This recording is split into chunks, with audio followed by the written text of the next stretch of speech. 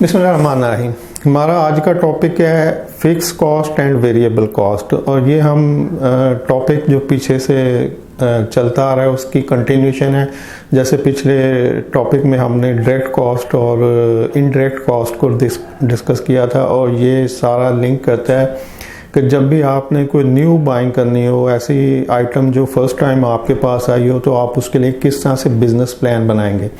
तो ये उसी बिजनेस प्लान का हिस्सा है, यानी कि आपने न्यू बाइंग करने के लिए जो प्रोसीजर बनाना है उसमें आपको किन किन चीज़ों का क्या रखना चाहिए। उसमें आप जब कोटेशन लें या मार्केट से प्राइसेस और कॉस्ट का एस्टिमेट करने के लिए निकलें, तो आपको उसकी डायरेक्ट कॉस्ट, उसकी इनडायरेक्ट कॉस्ट, उसकी फिक्स कॉस्ट, उसकी वेरिएबल कॉस्ट, उसकी सेमी वेरिएबल कॉस्ट, इन चीज़ों के बारे में इल्म होना चाहिए। अब इन चीज़ों के बारे में इल्म क्यों होना चाहिए, यानी ये इम्प्लीमेंट कैसे होंगी आपकी प्रोक्योरमेंट के ऊपर, ये नेक्स्ट जो लेक्चर होगा उसमें हम जो नेक्स्ट टॉपिक आएगा उसमें इसको डिस्कस करेंगे। तो अभी हम देखते हैं कि जो फिक्स कॉस्ट है, वेरिएबल कॉस्ट है, वो क्या चीज़ है। जब और एक तीसरी टर्म भी आजकल यूज़ हो रही है, उसको सेमी वेरिएबल कॉस्ट कहते हैं। लेकिन सेमी वेरिएबल कॉस्ट जो है वो सिर्फ डेफिनेशन की हद तक है। वो कॉस्ट या तो फिक्स में होगी या वेरिएबल कॉस्ट में होगी। तो लेकिन जब हम एक्सप्लेन करेंगे या कुछ क्लैरिफिकेशन करेंगे तो हम तीनों टर्म्स को लेंगे कि ये फिक्स कॉस्ट होती है, ये वेरिएबल कॉस्ट होती है, ये सेमी वेरिएबल कॉस्ट होती है। लेकिन जो टोटल कॉस्ट होती है, जैसे कि fix cost plus variable cost को मिला के हम टोटल कॉस्ट निकालते हैं कि अगर किसी प्रोडक्ट की फिक्स कॉस्ट 5 रुपये है और उस पर वेरिएबल कॉस्ट 3 रुपये है, तो टोटल कॉस्ट 8 रुपये होगी। इसमें सेमी वेरिएबल कॉस्ट कहीं पे नहीं होगी, क्योंकि सेमी वेरिएबल कॉस्ट या तो फिक्स कॉस्ट में जा चुकी होगी या वेरिएबल कॉस्ट में जा चुकी होगी। लेकिन सेमी वेरिएबल कॉस्ट को जब हम डिफाइन करेंगे, कई इंटरव्यू में आपसे पूछा जाता है या वैसे आपने किसी को, जैसे मैं लेक्चर दे रहा हूँ कि जी ये 3 टर्म्स होती हैं, तो वहाँ पे फिर आपको उसको भी बताना पड़ेगा। तो स्टेप बाय स्टेप तीनों को देख लेते हैं कि फिक्स कॉस्ट क्या होती है। फिक्स कॉस्ट वो कॉस्ट होती है जिसको आप चेंज ना कर सकें। जैसे कि अगर कोई कंपनी रेंटेड बिल्डिंग में है, उसका ऑफिस है या फैक्ट्री है, तो उस बिल्डिंग का जो रेंट होगा वो हर हाल में हर मंथ में उनको पे करना पड़ेगा। तो जो मंथली रेंट है उसको आप कम ज़्यादा नहीं कर सकते, ये फिक्स है। तो कंपनी को वो फिक्स रेंट पे करना पड़ेगा। ऐसे जो परमानेंट एम्प्लॉयज़ होंगे, कंपनी में काम करने वाले लोग, उनकी सैलरी फिक्स है, वो हर हाल में हर माह कंपनी को पे करनी पड़ेगी। और ऐसे कुछ और चीज़ें भी होंगी जो मंथली फिक्स पे करनी पड़ती हैं। तो जो भी मंथली फिक्स पे करना पड़ता है वो फिक्स कॉस्ट में आएगा कि इतनी कॉस्ट तो हमें हर हाल में मंथली पे करनी है। अब बातें हैं variable cost. Variable cost depend करती है कि आउटपुट कितनी हो रही है, एक्टिविटी कितनी हो रही है। जो भी एक्टिविटी वहाँ पे हो रही होगी, जो प्रोडक्शन हो रही होगी या कुछ बन रहा है उस कंपनी में, तो उसकी क्वांटिटी कितनी है। फॉर एग्जांपल हम जो पिछले लेक्चर में एग्जांपल दी थी कि एक बिस्कुट मैन्युफैक्चरिंग कंपनी है, तो बिस्कुट बन रहा है, तो हम उसी को कंटिन्यू करते हैं कि बिस्कुट बन रहा है, तो उसके लिए अब कितना बिस्कुट एक माह में बनना है, तो वो जितने बनेंगे बिस्किट्स या जितने उसके यूनिट्स होंगे, पैक होंगे, अब उसके ऊपर जो रॉ मटेरियल खर्च हो रहा है उसकी कॉस्ट वेरिएबल कॉस्ट होगी। यानी अगर बिस्किट की प्रोडक्शन कम होगी तो कम रॉ मटेरियल प्रोक्योर करने पड़ेंगे, और अगर बिस्किट्स ज़्यादा क्वांटिटी में प्रोड्यूस करना है, ज़्यादा बनाने हैं, ज़्यादा सेल ऑर्डर आ गया, तो इसका मतलब प्रोडक्शन ज़्यादा होगी, तो रॉ मटेरियल की क्वांटिटी भी ज़्यादा परचेज करनी पड़ेगी। तो ज़्यादा परचेज करेंगे तो कॉस्ट ज़्यादा हो जाएगी। तो इसका मतलब कि जितने भी रॉ मटेरियल यूज़ हो रहे हैं प्रोडक्शन के अंदर वो वेरिएबल कॉस्ट है। इसी तरह से ज़्यादा प्रोडक्शन होगी तो इलेक्ट्रिसिटी ज़्यादा यूज़ होगी, गैस ज़्यादा यूज़ होगी, वाटर ज़्यादा यूज़ होगी, या जो भी यूटिलिटी बिल्स हैं उनके ऊपर भी उसका असर पड़ेगा। इसी तरह से प्लांट मशीनरी की जो मेंटेनेंस है, ऑयल वगैरह है, उसका सर्विसेज है, वो भी उस हिसाब से ज़्यादा पे करना पड़ेगा। जैसे अगर आप एक गाड़ी को ज़्यादा चलाते हैं तो उसकी जो वेयर एंड टियर है वो ज़्यादा होगी, उसके टायर हो सकता है आपको 2 साल के बाद चेंज करने पड़ जाएं, और अगर आप कम चलाते हैं तो हो सकता है 5 साल तक चल जाएं। तो जो भी आउटपुट हो रही है, जो रन कर रही है चीज़ और जो प्रोड्यूस हो रहा है, ये उसके ऊपर डिपेंड करता है कि वहाँ पे कितनी एक्टिविटी हो रही है। ज़्यादा एक्टिविटी होगी तो ज़्यादा कॉस्ट आएगी, कम एक्टिविटी होगी तो कम कॉस्ट आएगी। तो ये जो कॉस्ट है जो कम या ज़्यादा होती रहती है और डिपेंड करता है एक्टिविटी के ऊपर या आउटपुट के ऊपर कि आउटपुट कितनी है, तो उसको हम वेरिएबल कॉस्ट कहते हैं। तो किसी भी कंपनी की जो टोटल कॉस्ट होगी, वो जो फिक्स कॉस्ट है जो हर हाल में उसने मंथली पे करनी है, वो प्लस जो वेरिएबल कॉस्ट है उस मंथ के अंदर जितनी प्रोडक्शन हुई है या जो भी वेरिएबल कॉस्ट उन्होंने पे की हैं, उन दोनों को जब हम प्लस करेंगे तो उस कंपनी की टोटल कॉस्ट निकल आएगी कि इस कंपनी ने इतनी अमाउंट जो है फिक्स कॉस्ट में पे किया, इतनी वेरिएबल कॉस्ट में पे किया, तो टोटल हमने इस माह में इतना पे किया है। और इसी तरह से जब नेक्स्ट मंथ का वो क्लोजिंग करेंगे तो वहाँ पे उस मंथ की फिर fix cost plus variable cost वो डिफरेंट हो सकती है, क्योंकि नेक्स्ट मंथ में कितनी एक्टिविटीज़ होती हैं, आउटपुट क्या निकलती है प्रोडक्शन की, ये फिर उस मंथ के ऊपर डिपेंड कर रहा होता है। तो इस तरह से फिक्स कॉस्ट वो होती है जो चेंज ना हो और आपको हर हाल में उसे पे करना पड़े, और जो वेरिएबल कॉस्ट है वो आउटपुट के ऊपर डिपेंड कर रही होती है। अच्छा, यहाँ पर ठीक है, पहले हम देखते हैं semi variable cost. Semi variable cost वो होती है जो फिक्स भी होती है, वेरिएबल भी होती है, लेकिन वो ना हम उसको फिक्स ट्रीट करते हैं ना वेरिएबल ट्रीट करते हैं, तो वो दरमियान में कहीं रह जाती है। तो जब हम उसको काउंट फॉर करते हैं, अकाउंट्स में जब उसको कि इसको लेके किधर जाना है, तो वो हो सकता है वेरिएबल कॉस्ट में उसकी एंट्री हो रही हो या फिक्स में हो रही हो, तो वहाँ पे सेमी वेरिएबल कॉस्ट का कोई हेड नहीं होगा, वहाँ पे या फिक्स होगा या जो वेरिएबल कॉस्ट है वो दो हेड होंगे। लेकिन जब हम उसको एक्सप्लेन करेंगे कि ये एंट्री किस हेड में, किस इसकी डेफिनेशन क्या है, तो फिर हम उसको कहेंगे कि ये सेमी वेरिएबल है। फॉर एग्जांपल, एक कंपनी में जेनिटोरियल का काम इतना नहीं था, या आईटी का काम इतना नहीं था, या कोई भी ऐसा काम जिसको आप समझें कि बस कभी कभार ज़रूरत पड़ती है।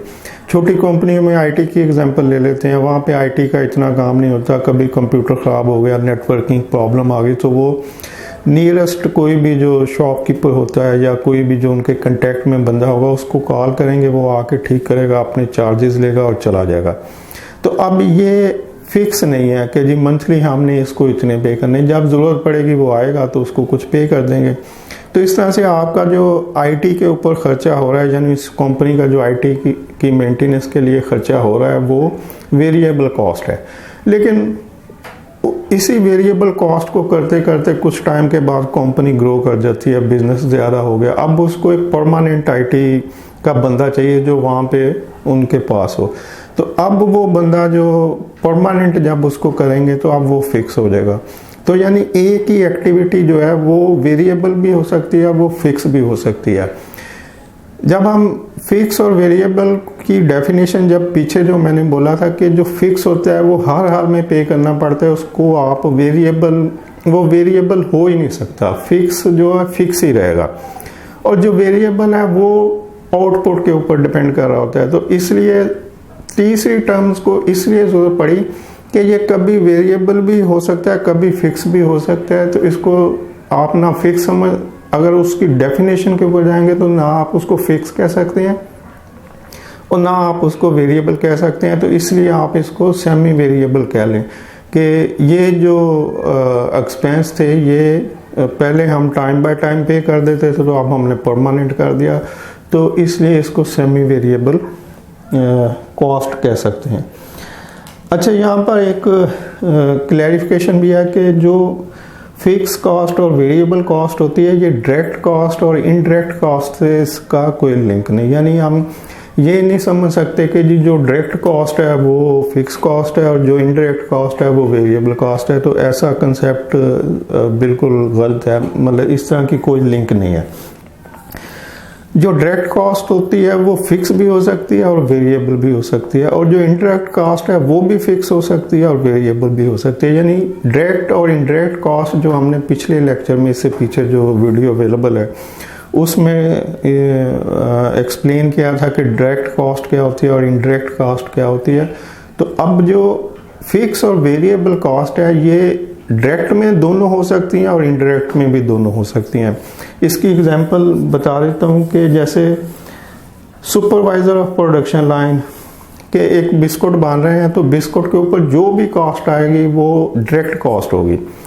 जो उसके रॉ मटेरियल हैं वो भी डायरेक्ट कॉस्ट में आएंगे। जो सुपरवाइजर मशीन के ऊपर खड़ा प्रोडक्शन कर रहा है वो भी उसकी डायरेक्ट कॉस्ट आएगी, उसका पैकिंग मटेरियल डायरेक्ट कॉस्ट आएगा। जिस ट्रक के ऊपर वो डिस्ट्रीब्यूट हो रहा है उसका फ्रेट भी डायरेक्ट कॉस्ट में आएगा। स्टोर का वो पर्सन जो सिर्फ उस बिस्कुट को हैंडल कर रहा है, या स्टोर का वो हिस्सा जहाँ पर वो बिस्कुट स्टोर किया गया है, वो भी उसकी डायरेक्ट कॉस्ट में आएगा। बाकी स्टोर नहीं आएगा, बाकी स्टोर के लोग नहीं आएंगे। बाकी ट्रांसपोर्टेशन, अगर कंपनी की और भी बहुत सारी एक्टिविटी हो रही है तो वो भी उसकी कॉस्ट में नहीं आएगा। हर वो एंट्री जो डायरेक्टली उस बिस्कुट के रिलेटेड खर्च हो रही है वो उसकी डायरेक्ट कॉस्ट में आएगी। तो अब जो सुपरवाइजर उस जगह पे खड़ा है वो उसकी डायरेक्ट कॉस्ट है। लेकिन जो रॉ मटेरियल यूज हो रहा है ये भी, जब डायरेक्ट को लेंगे तो रॉ मटेरियल भी डायरेक्ट कॉस्ट है। लेकिन जब हम फिक्स और वेरिएबल को लेंगे तो रॉ मटेरियल वेरिएबल कॉस्ट है, क्योंकि रॉ मटेरियल कम ज़्यादा हो सकता है। जब हम डायरेक्ट को देखेंगे तो रॉ मटेरियल डायरेक्ट कॉस्ट है, क्योंकि जो बिस्कुट बन रहा है रॉ मटेरियल डायरेक्टली उससे रिलेटेड है, तो ये डायरेक्ट कॉस्ट है। लेकिन जब हम फिक्स और वेरिएबल को देखेंगे तो रॉ मटेरियल वेरिएबल कॉस्ट है, फिक्स कॉस्ट नहीं है।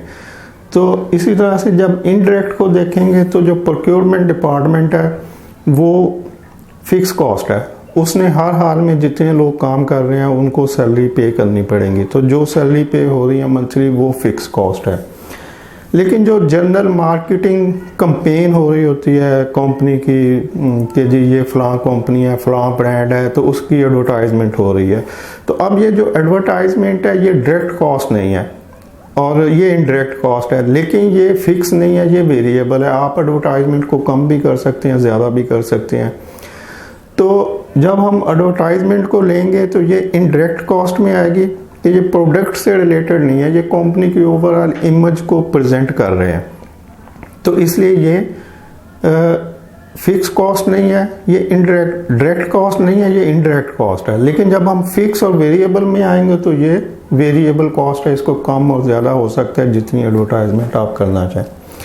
होप फॉर अंडरस्टैंडिंग के थोड़ा कंफ्यूज टाइप का टॉपिक है डायरेक्ट, इनडायरेक्ट और फिक्स और वेरिएबल कॉस्ट। लेकिन जब आप थोड़ा सुकून से बैठ के सोचेंगे कि ये फिक्स है, ये डायरेक्ट कॉस्ट है, ये इनडायरेक्ट कॉस्ट है, और फिक्स और वेरिएबल कॉस्ट दो हैं, तो डायरेक्ट में भी दोनों आएंगी और इनडायरेक्ट में भी दोनों आएंगी। यानी फिक्स और वेरिएबल इनडायरेक्ट कॉस्ट में भी होती हैं और फिक्स और वेरिएबल कॉस्ट डायरेक्ट कॉस्ट में भी होती हैं।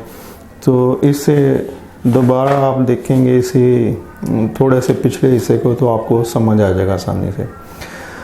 हाँ, तो अब ये सारी कॉस्ट हम किस लिए हम इसको इतना इसके ऊपर खप रहे हैं कि जी ये डायरेक्ट कॉस्ट है, ये इनडायरेक्ट है, ये वेरिएबल है, ये फिक्स है, ये सेमी वेरिएबल है। तो इससे हमें अपनी जो बजट है, जो हमने कॉस्ट का एस्टिमेट करना है, उसके लिए हमें हेल्प मिलती है कि हमने किस तरह से अपने कॉस्टिंग करनी है, बजट किस तरह से हमने बनाना है कि जो हमने प्रोक्योरमेंट करनी है। क्योंकि एंड यूज़र आपको एक आइटम बताएगा कि मुझे ये स्कैनर चाहिए, मुझे ये मोबाइल चाहिए, मुझे ये लैपटॉप चाहिए, या मुझे ये इक्विपमेंट चाहिए, मुझे ये मशीन चाहिए, तो आपके पास सिर्फ एक वर्ड आएगा कि मुझे ये चाहिए। तो अब ये जो उसको चाहिए, जो आइटम वो लिख रहा है, उसके ऊपर वर्किंग सारी आपने करनी है। आपने अकाउंट्स को बताना है कि भाई ये जो मांग रहा है, जो इसकी नीड्स है, इसको फुलफिल करने के लिए इतनी अमाउंट की ज़रूरत है। तो वो जो अमाउंट की ज़रूरत है, यानी कि जो बजट होगा उस आइटम के लिए, जो बजट बनाया जाएगा, अब वो आपने बना के तो अप्रूवल लेनी है कि जी ये एक नई आइटम आई है जिसको प्रोडक्शन वालों ने डिमांड किया है, तो उसके लिए मैं बजट प्रिपेयर कर रहा हूँ और प्लानिंग कर रहा हूँ। तो अब जो बजट बनेगा उसमें फिर आपको ये सब चीज़ें हेल्प आउट करेंगी कि जी इस आइटम के ऊपर, इस आइटम की जो फिक्स कॉस्ट वो क्या है, वेरिएबल कॉस्ट क्या हो सकती है, डायरेक्ट कॉस्ट क्या है, इनडायरेक्ट कॉस्ट क्या है। तो ये सब चीज़ें फिर हम नेक्स्ट कि हम इस बजट को किस तरह से बनाएंगे और किस तरह से एस्टिमेट करेंगे कॉस्ट और बजट को, तो उसके लिए क्या तरीकाकार है उसको नेक्स्ट इंशाल्लाह कंटिन्यू करूँगा। थैंक यू, अल्लाह हाफ़िज़।